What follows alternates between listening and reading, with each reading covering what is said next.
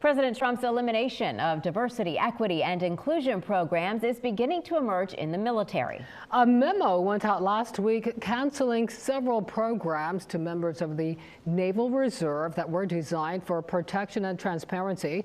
Investigative reporter Chris Horn has more on what's being canceled and what could affect the wider effects.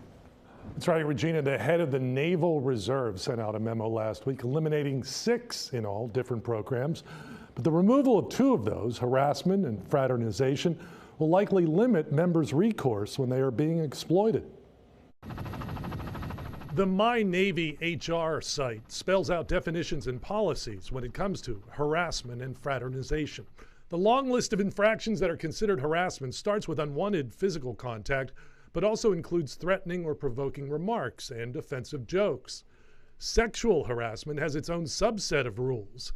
It includes scenarios where submission to the harassment is a term or condition of a person's job, pay, or career. Plus, conduct that interferes with someone's performance or creates an intimidating, hostile, or offensive work environment. The My Navy HR guidance says fraternization involves personal relationships between seniors and subordinates that are unduly familiar.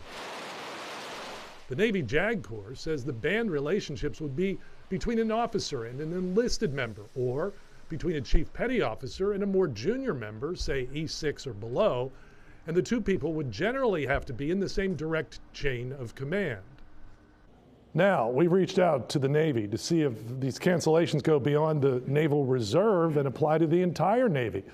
Fraternization and harassment could easily go hand in hand in cases.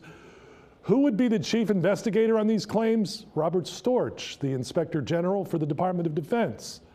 Storch, along with more than a dozen other inspectors general, was fired Friday by President Trump. Chris Horn, 10 on your side.